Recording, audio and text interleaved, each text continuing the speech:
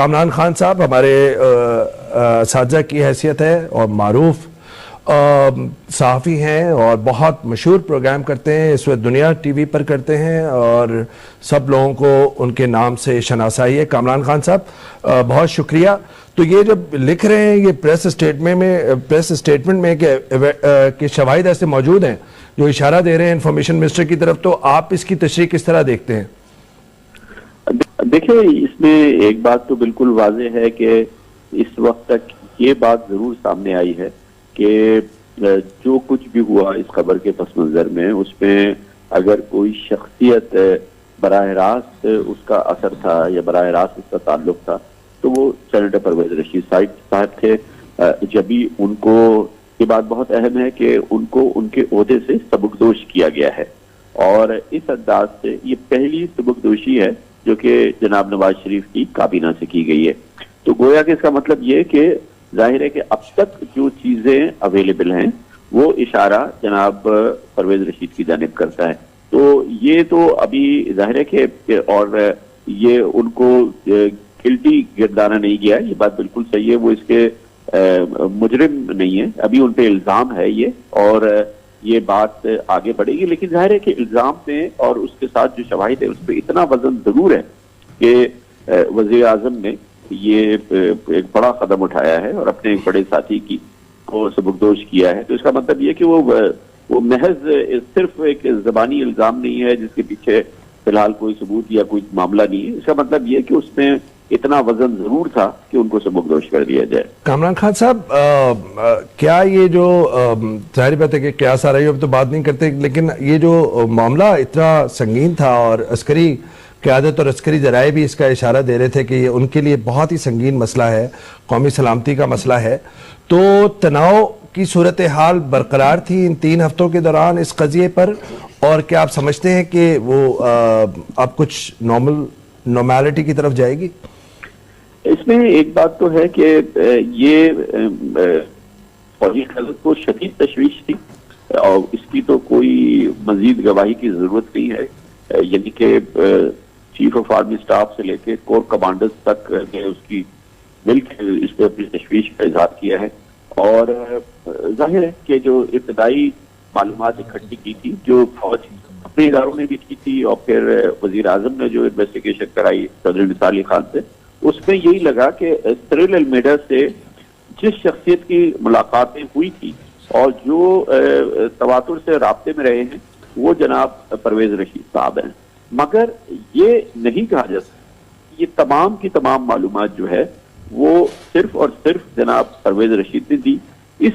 Story में जो कि 1200 वर्ड्स की स्टोरी है, इसमें और बहुत सारे एलिमेंट हैं और जो मैं समझता हूँ कि जाहिर है कि अभी क्योंकि इसकी पूरी तहकीकात होनी है और फिर ये फैसला है कि इस तहकीकात के नतीजे में जो भी बात सामने आएगी कि ऑफिशियल सीक्रेट एक्ट के तहत कार्रवाई होगी आगे चल के, तो वो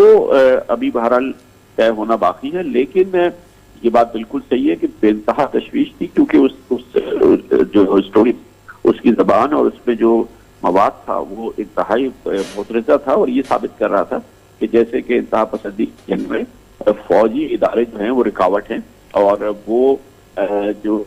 सरदम तंजीमें हैं अगर वो पाकिस्तान में खुल के ऑपरेट करती हैं तो सिविल जो हुकूमत है वो तो उनके खिलाफ कार्रवाई करना चाहती है, मगर जब वो कार्रवाई करती है फौज के इदारे उसकी आड़े आ जाते हैं। मुख्तसरन जो कि तासुर गलत था। मुख्तसरन फरमाइएगा कामरान खान साहब के ये जो तनाव है और ये मामला, और ख़ास तौर पे अगर इसको इस वक्त सियासी माहौल के पस मंज़र में देखें तो बहुत बड़ी मुश्किलात का बाइस लगता है या ऐसा माहौल नहीं? देखिए, वज़ीर आज़म ने बड़ा रास कदम उठाया है और ये एक बड़ा मुश्किल फैसला होगा उनके लिए, लेकिन उनका बुनियादी हदफ ये था कि इस नाजुक मौके पे इस वक्त जबकि उनको अपने इस टर्म के सबसे बड़े चैलेंज का सामना है, सियासी चैलेंज का सामना है, वो और उनकी हुकूमत अफोर्ड नहीं कर सकती थी कि फौज के साथ ये जो तशन्नुज है और ये जो टेंशन है वो जारी रहे और उसको तहलील करना उनके लिए इस वक्त बहुत जरूरी था। उसकी प्रायोरिटी बहुत ज्यादा थी। उनके तमाम जो करीबी साथी हैं उन्होंने कहा कि जी कि जल्दी से इस मसले को हल करें और फौज को ये मौक़िफ़ दें जो आप अंदरूनी नशस्तों में दे रहे हैं कि उनकी तशवीश भी आपकी तशवीश है, आपको भी उतनी तशवीश है जितनी उनको तशवीश है, और आप उनके इस तशवीश को भरपूर तरीके से शेयर करते हैं। अब वो ये मालूमात आपके सामने लाए हैं तो आप परवेज रशीद साहब के खिलाफ एक्शन ले लें, ताकि वहां पर ये जो उनके जज्बात हैं या वहां जो गुस्सा है वो ठंडा हो जाए और काफी हद तक वो ये मुंदमिल हो जाए जख्म जो कि लग चुका है। तो मेरे ख्याल में ये तमाम अहदाफ उनके सामने थे, और मैं ये समझता हूँ कि ऑब्वियसली कि उस लेवल की टेंशन, उस लेवल का गुस्सा और तशवीश नहीं रहेगी जो कि पहले थी, वो काफी हद तक मुंदमिल हो जाएगी, 100% मसला हल हो जाएगा। ये शायद कहना फिलहाल बहुत बहुत बहुत शुक्रिया कामरान खान साहब, और ये थे मारूफ साहब खान साहब। मुशर्रफ जैदी साहब, क्या लगता है कितनी संगीन सूरत हाल लगती है आपको? थोड़ा सा कामरान साहब से जो एक खैर मुखालफत तो कई नुकात पे की जा सकती है, लेकिन जो एक ख़ास नुक्ता है जहाँ पे मैं समझता हूँ शायद मेरा तज्जिया उनसे थोड़ा फ़र्क है, वो ये कि जब कोई शिकार करने जाए शेर का और उसको मिल जाए बांदर या चींटी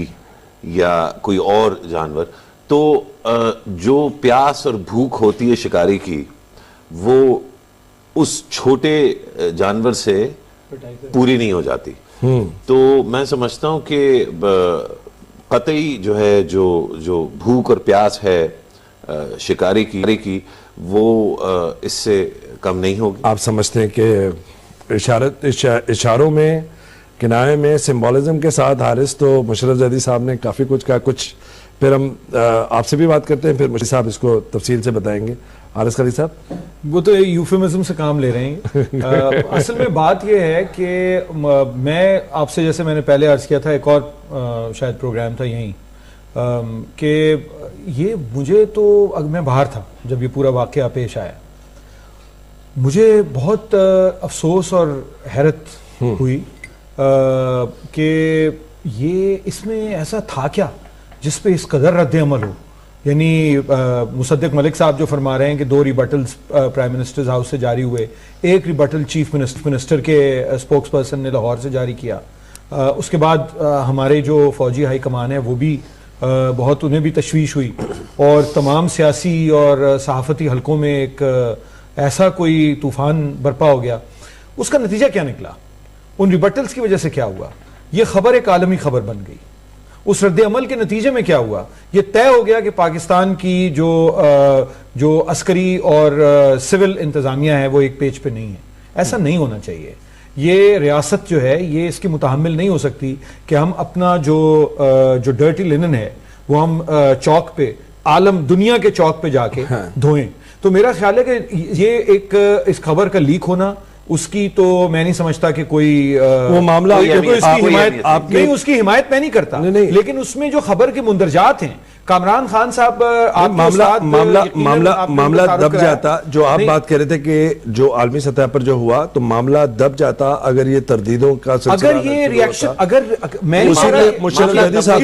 किसी मामला दब के लिए किसी भी कोई ऐसी खबर जो कि एक स्टेट का एक सीक्रेट कोई मामला हो, मैं तो समझता हूं कि बहुत सी ऐसी खबरें जो ज़राए इब्लाग पे आ जाती हैं उन्हें भी नहीं आना चाहिए। जब आप पहले ये बता देते हैं कि 2 बम बांध के दहशतगर्द फला जगह घूम रहे हैं, तो आप एक पैनिक क्रिएट करते हैं ना, मगर उससे मैं नहीं बात कर रहा, लेकिन उस पर जो रिएक्शन है और जो खबर के मुंदरजात हैं, ये तो पाकिस्तान के बारे में 170 मुल्कों में यही गुफ्तगू होती है। आपके मुताबिक हम उससे कभी इत्तफाक करते हैं, कभी इख्तिलाफ करते हैं। आपके मुताबिक ओवर रिएक्ट किया है। मेरा तो ख्याल है कि मुशर्रफ जैदी साहब, आप उनसे कुछ बात कर रहे थे, तो मैं सॉरी, आप बात कर रहे थे कि जो हारिस खलील साहब कह रहे थे, मैं तो 1-2 दर्जात आगे हारिस से जाऊंगा। इसमें कोई खबर थी ही नहीं, तो दबने वाली कोई बात ही नहीं थी। ये इसको तो खबर बनाया गया है। ये खबरें डाल के उन्होंने जो है तरदीद कर दी है वज़ीर आज़म हाउस ने, और फिर जो हमारे ऐसे वो मैं समझता हूँ शायद फौज की तर्जुमान जो मतलब जर्नलिज्म की उसमें एम्बिट में और रूप में, जर्नलिज्म के रूप में अपना तर्जुमानी करते हैं, उनकी तरफ से जो बयानात और जो धुआंधार किस्म की एक गुस्सा और एक बहुत कि जैसे कि पाकिस्तान की बुनियादों को हिला दिया गया है। एक ऐसी इस खबर में बुनियादी तौर पे दो चीजें थीं जिनको सनसनीखेज कहा जा सकता है। एक ये कि हुक्मरान पार्टी के जो आला अफसरान हैं उनमें ये जुर्रत कैसे हुई कि वो अपने फौजी हुक्काम से किसी भी लहजे में सिवाय सर के बात कैसे की। और शायद वाकई ये एक किसी आम मुल्क में ये होना नहीं चाहिए सनसनीखेज, लेकिन यहाँ पे शायद थी तो चलिए। और दूसरा ये कि कुछ ऐसे गिरोह, सारे गिरोह नहीं, सारे दहशतगर्द तंजीमें नहीं, कुछ ऐसी दहशतगर्द तंजीमें जिनका नाम पाकिस्तानी फॉरेन ऑफिस और पाकिस्तानी लीडरान को दुनिया के हर